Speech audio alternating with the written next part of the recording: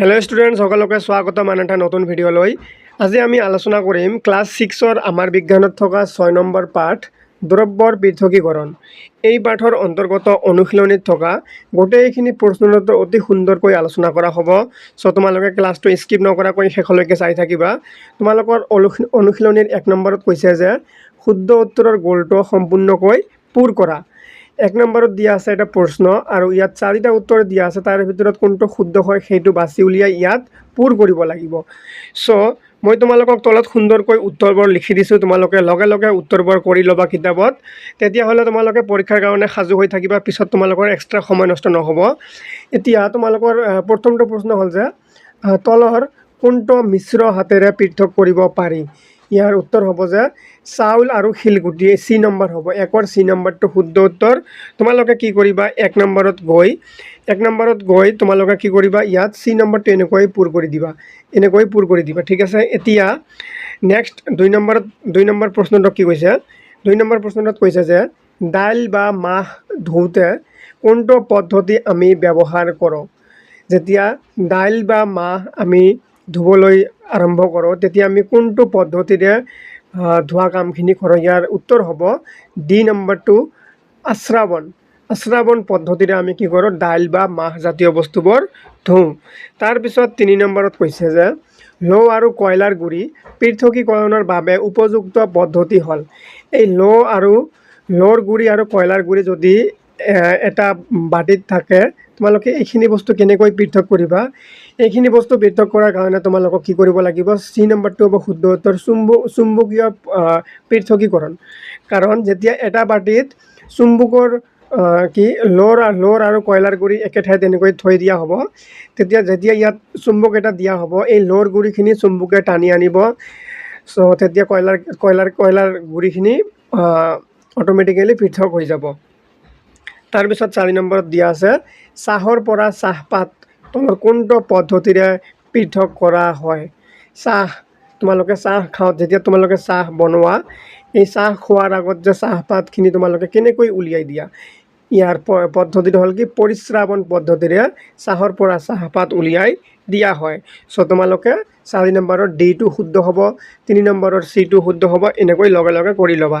এতিয়া তোমালোকৰ পাঠত 2 নম্বৰত কৈছে তলত দিয়াবোৰ মিলোৱা। যেনেকৈ 1 নম্বৰত দিয়া আছে পানীত থকা বোকা, এইটো কাৰ লগত হ'ব, এনেকৈ মিলাবা তোমালোকে। মই উত্তৰ কৰি দিছোঁ, মই তোমালোকক সুন্দৰকৈ উত্তৰ কৰি দিছোঁ ইয়াত।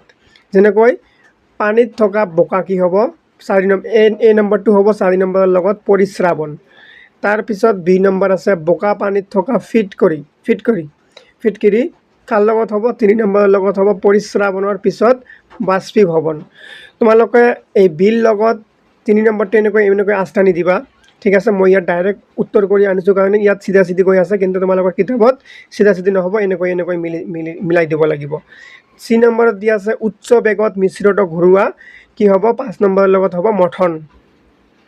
তাৰপিছত দিয়া আছে 2 নম্বৰত বাদামৰ তেল আৰু পানী হ'ব কি 6 নম্বৰৰ লগত আশ্ৰাবণ। ই নম্বৰত দিয়া আছে বালি আৰু লোৰ গুড়ি 1 নম্বৰৰ লগত হ'ব চুম্বকীয় পৃথকীকৰণ। তাৰপিছত নেক্সট দিয়া আছে পানীত দ্ৰৱীভূত নিমখ, এইটো হ'ব বাষ্পীভৱন, 6 নম্বৰৰ লগত হ'ব। এফ নম্বৰটো হ'ব 6 নম্বৰৰ লগত বাষ্পীভৱন। তাৰপিছত নেক্সট দিয়া আছে চাউলত থকা তুঁহ, 2 নম্বৰৰ লগত হ'ব জৰা বা দিয়া, ঠিক আছে। তাৰপিছত এতিয়া তোমালোকৰ অনুশীলনীত কৈছে খালী ঠাই পূৰ কৰা। খালী ঠাই পূৰ কৰাৰ ভিতৰত 1 নম্বৰত আছে যে জাবৰৰ, এইটো আছে জাবৰৰ পেটকেটৰ হ'ব, জাবৰৰ দমৰ পৰা লোৰ টুকুৰা পৃথক কৰিবলৈ কি কৰিবা তোমালোকে। যেতিয়া বহুতখিনি জাবৰ একেলগে থাকিব, ইয়াত যদি কেইটামান লৌহ দিয়া থাকে, এই লৌহকেইটা তোমালোকে কেনেকৈ পৃথক কৰিবা। আমি ওপৰতে পঢ়িছোঁ লো আৰু কয়লাৰ গুড়ি আমি যেনেকৈ আমি পৃথক কৰিছোঁ, সেম সেনেকৈয়ে আমি কি কৰিব লাগিব, এই চুম্বকীয় পৃথকীকৰণেৰে এই পদ্ধতিটো খটুৱাই কি কৰিব লাগিব, জাবৰৰ দমৰ পৰা কি কৰিব লাগিব, আমাক এই লোৰ টুকুৰা পৃথক কৰিব লাগিব। যেতিয়া চুম্বকটো তাত দিয়া হ'ব, চুম্বকে কি কৰিব, আকৰ্ষণ কৰি লখিনিক উলিয়াই আনিব। চ' তেতিয়া কি হ'ব, জাবৰখিনি বেলেগ হৈ যাব আৰু চুম্বক লৰ টুকুৰাকেইটা বেলেগ হৈ যাব। এতিয়া বি নম্বৰত কৈছে, আৰু তোমালোকে লগে লগে মই তোমালোকক বাৰে বাৰে কৈ আছোঁ, লগে লগে এইবোৰ খালী ঠাইত লিখি ল'বা, তেতিয়াহ'লে তোমালোকৰ বস্তুখিনি ৰেডি থাকিব। 2 নম্বৰত দিয়া আছে, দুটা মিহলি নোহোৱা জলীয় দ্ৰব্য ডেছ পদ্ধতি ব্যৱহাৰ, এইটো ব্যৱহাৰ কৰা পদ্ধতিৰ সহায়ত পৃথক কৰিব পাৰি। ঠিক আছে, ইয়াত এইটো পাৰি হ'ব, এইটো কৰিব হ'ব। এইবোৰ টাইপিং মিষ্টেকত আহি যায়, তোমালোকে এইবোৰ ঠিক কৰি ল'বা। ঠিক আছে, এতিয়া বি নম্বৰৰ খালী ঠাইত কি হ'ব, আশ্ৰাবণ। বি নম্বৰ খালী ঠাইত কি হ'ব, আশ্ৰাবণ বুলি তোমালোকে লিখি ল'বা। তাৰপিছত নেক্সট দিয়া আছে যে আটা আৰু তুঁহ ডেছ পদ্ধতিৰে পৃথক কৰিব পাৰি। আটাৰ পৰা তুঁহ আমি কেনেকৈ পৃথক কৰিব পাৰি, এই চালনীৰে চলা পদ্ধতিৰে পৃথক কৰিব পাৰি। চ' চি নম্বৰত তোমালোকে খালী ঠাইত চালনীৰে চলা লিখি দিয়া। তাৰপিছত ডি নম্বৰত কৈছে যে ডেছ পদ্ধতিৰে খেৰৰ পৰা ঘেঁহু পৃথক কৰিব পাৰি। খেৰৰ পৰা ঘেঁহু কি পদ্ধতিৰে পৃথক কৰোৱা হয়, জৰা বা বাঁহ দিয়া পদ্ধতিৰে কি কৰা হয়, খেৰৰ পৰা ঘেঁহু পৃথক কৰা হয়। ঠিক আছে, এতিয়া নেক্সট খালী ঠাইত দিয়া আছে, বালি পানীৰ মিশ্ৰ এটাৰ পৃথকীকৰণ কৰোঁতে পানীৰ কণিকাবোৰ ফিল্টাৰ কাগজৰ ছিদ্ৰবোৰৰ মাজেদি সৰকি যায়, কাৰণ পানীৰ কণিকাবোৰ ডেছ আৰু ডেছ বালিৰ কণিকাবোৰৰ ডেছ। ইয়াত তিনিটা খালী ঠাই দিয়া আছে, তিনিটা বস্তু লিখিব লাগিব। চ' তোমালোকে প্ৰথমটাত লিখিব লাগিব যে সৰু, ইয়াত লিখিব লাগিব সৰু, ইয়াত লিখিব লাগিব অদ্ৰাৱণীয়, আৰু লাষ্টত লিখিব লাগিব দ্ৰৱীভূত। চ' এইকেইটা আমি মিলাই পঢ়িলে কেনেকুৱা হ'ব যে বালিৰ পানীৰ মিশ্ৰ এটাৰ পৃথকীকৰণ কৰোঁতে পানীৰ কণিকাবোৰ ফিল্টাৰ কাগজৰ ছিদ্ৰবোৰৰ মাজেদি সৰকি যায়, কাৰণ পানীৰ কণিকাবোৰ সৰু হ'ব ইয়াত, আৰু অদ্ৰৱণীয় ইয়াত হ'ব, অদ্ৰাৱণীয় বালিৰ কণিকাবোৰৰ দ্ৰৱীভূত। ঠিক আছে, এনেকৈ তিনিটা লিখি ল'বা। এতিয়া তোমাৰ লগত কি দিয়া আছে, অনুশীলনীৰ 4 নম্বৰত দিয়া আছে, তলৰ প্ৰশ্নবোৰৰ উত্তৰ লিখা। এ নম্বৰ প্ৰশ্ন, নিমখ আৰু বালিৰ মিশ্ৰ কিদৰে পৃথক কৰিবা? নিমখ আৰু বালি যদি মিক্স হৈ থাকে বা মিহলি হৈ থাকে, এই দুটা বস্তু কেনেকৈ পৃথক কৰিব পাৰি? উত্তৰ হ'ব, মিশ্ৰণটো পানীত পেলালে নিমখ গলি যায় আৰু বালিখিনি থাকি যাব। তাৰ পৰা ফিল্টাৰ কৰি নিমখ পানীৰ পৰা বালি পৃথক কৰিব পাৰি, আৰু তাৰ পৰা বাষ্পীভৱনৰ দ্বাৰা নিমখ উলিয়াব পাৰি। এনেকৈ দুটা বস্তু আমি পৃথক কৰিব পাৰি। 2 নম্বৰ প্ৰশ্নত সুধিছে, নাৰিকল তেল আৰু পানীৰ মিশ্ৰ পৃথকীকৰণৰ বাবে এটা পদ্ধতি আগবঢ়োৱা। ইয়াৰ উত্তৰ হ'ব, এই দুইটাৰে ঘনত্ব ভিন্ন, সেয়ে আশ্ৰৱণ পদ্ধতি ব্যৱহাৰ কৰি পৃথক কৰিব পাৰি। তাৰপিছত চি নম্বৰ প্ৰশ্নত সুধিছে যে নিমখ পানীৰ পৰা নিমখ কেনেদৰে পৃথক কৰিবা? নিমখ পানীত দ্ৰৱীভূত হৈ থাকে, অৰ্থাৎ গলি যায়, সেয়ে বাষ্পীভৱন পদ্ধতিৰে পানী উৰাই পেলালে নিমখ পৃথক হৈ থাকিব। এতিয়া 5 নম্বৰ প্ৰশ্নত সুধিছে যে তলৰ মিশ্ৰবোৰত উপাদানবোৰৰ কি ধৰ্মৰ বাবে পৃথক কৰিব পাৰি? উত্তৰ হ'ব, নিমখ আৰু চকৰ গুড়ি। নিমখ আৰু চকৰ গুড়ি মানে তলত কিছুমান মিহলি হৈ থকা পদাৰ্থৰ নাম দিয়া আছে, এইবোৰ আমি কি পদ্ধতিৰে বা কেনেকৈ পৃথক কৰিব পাৰি লিখিব লাগে।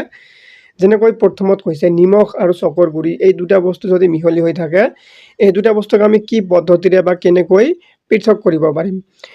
নিমখ পানীত গ'লে চকৰ গুড়ি গলি নাযায়, এইটো গলি হ'ব, চকৰ গুড়ি কি হয়, গলি নাযায়। সেইকাৰণে কি হ'ব, এই দুটা বস্তু আমি পৃথক কৰিব পাৰিম। ঠিক আছে, নিমখ কি হয়, নিমখ পানীত গলি যাব আৰু চকৰ গুড়ি গলি নাযায়, এনেকৈ আমি দুটা বস্তু পৃথক কৰিব পাৰিম।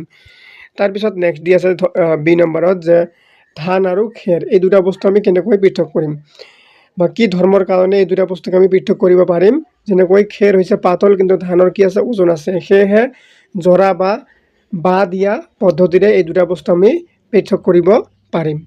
এতিয়া চি নম্বৰত দিয়া আছে চক আৰু কয়লা, এই দুটা বস্তু যদি মিক্স হৈ থাকে কেনেকৈ আমি পৃথক কৰিম বা কি ধৰ্মৰ বাবে পৃথক কৰিব পাৰিম? আকাৰ বা ঘনত্বৰ ভিন্নতাৰ কাৰণে আমি কি কৰিব পাৰিম? পৃথক কৰিব পাৰিম। তাৰপিছত সুধিছে লোৰ টুকুৰা আৰু কাঠৰ গুড়ি, লো চুম্বকে আকৰ্ষণ কৰে, কাঠ নহয়, এই ধৰ্ম দুটাৰ কাৰণে এই দুটা বস্তুক আমি পৃথক কৰিব পাৰিম। তাৰপিছত নেক্সট সুধিছে বালি আৰু চাউল, আকাৰৰ ভিন্নতা আছে, বালিৰ দানাবোৰ একেবাৰে চুটি হয়, কিন্তু তাৰ তুলনাত চাউলৰ দানাবোৰ বহুত বেছি বড় হয়, সেইকাৰণে কি হ'ব, আকাৰৰ ভিন্নতা হ'ব, আৰু চালনীৰে চলাই পৃথক কৰিব পাৰি। এতিয়া 6 নম্বৰত দিয়া আছে যে সাগৰৰ পানীৰ পৰা নিমখ কেনেদৰে আহৰণ কৰা হয়? ইয়াৰ উত্তৰ হ'ব, সাগৰৰ পানী এটি ফ্লাট মাটিত পেলাই দিলে পানী বাষ্প হৈ উৰি যায়। বাকী থকা নিমখটো শুকাই উঠি সংগ্ৰহ কৰা হয়। এই পদ্ধতিক বাষ্পীভৱন বোলে। ঠিক আছে, এতিয়া 7 নম্বৰ প্ৰশ্নত সুধিছে তোমালোকক যে মিশ্ৰ এটাৰ পৰা উপাদানবোৰ পৃথক কৰিবলৈ কি উপযুক্ত পদ্ধতি কিদৰে নিৰ্ধাৰণ কৰা হয়। ইয়াৰ উত্তৰ হ'ব যে উপাদানবোৰৰ দৈহিক গুণ অনুসৰি নিৰ্ধাৰণ কৰা হয়।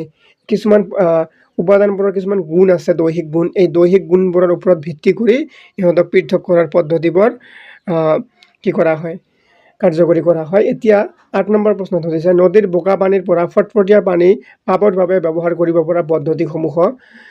ইয়াত উত্তৰ হ'ব বা দিয়া, পৰিস্ৰাৱন কৰা, তাৰপিছত মৰ্থন, তাৰপিছত জৰা দিয়া।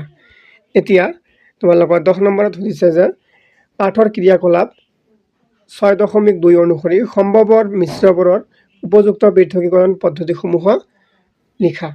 ইয়াত কিছুমান পদাৰ্থ দিয়া আছে। এই পদাৰ্থবোৰ বা এই বস্তুবোৰ যদি মিহলি হৈ থাকে আমি কি পদ্ধতিৰে পৃথক কৰিব পাৰি তাৰে পদ্ধতিৰ নাম লিখিব লাগে। যেনেকৈ মিশ্ৰ পৃথকীকৰণ। কি মিশ্ৰ পৃথকীকৰণ? বালি আৰু পানী যদি মিহলি হৈ থাকে কি পদ্ধতিৰে আমি পৃথক কৰিম? এই পদ্ধতিটোৰ নাম হ'ল পৰিস্ৰাৱন। তাৰপিছত কি দিয়া আছে? নিমখ আৰু পানী যদি মিহলি হৈ থাকে বাষ্পীভৱন পদ্ধতিৰে আমি এই দুটাক পৃথক কৰিব পাৰিম। তাৰপিছত কি দিয়া আছে? তেল আৰু পানী, এই দুটাক আশ্ৰাৱন পদ্ধতিৰে আমি পৃথক কৰিব পাৰিম। ধান আৰু এইটো খেৰ হ'ব। ধান আৰু খেৰ হ'ব। এই খেৰটো এইফালে আহি গৈছে। ধান আৰু খেৰ কি পদ্ধতিৰে? জৰা বা দিয়া পদ্ধতি। ঠিক আছে, খেৰ আৰু ধান আৰু খেৰ হ'ব ইয়াত। এই খেৰ শব্দটো ইয়াত আহি গৈছে, কিন্তু এইটো হ'ল জৰা এটা পদ্ধতিৰ নাম। চাউল আৰু শিলগুটি হাতেৰে বচা। ঠিক আছে, আৰু নেক্সট কি দি আছে? কয়লা আৰু ল আমি চুম্বকীয় পৃথকীকৰণ পদ্ধতিৰে এই দুটা বস্তুক আমি পৃথক কৰিব পাৰিম। এনেকৈ তোমালোকৰ ক্লাছ 6ৰ 6 নম্বৰ পাঠৰ অনুশীলনীত থকা গোটেইখিনি প্ৰশ্নৰ উত্তৰ আলোচনা কৰা হৈ গ'ল। আশা কৰিছোঁ তোমালোকে ক্লাছটো বুজি পাইছা। বুজি পালে লাইক, কমেণ্ট কৰি শ্বেয়াৰ কৰি দিবা আৰু চেনেলটো ছাবস্ক্ৰাইব কৰিবা। ধন্যবাদ সকলোকে।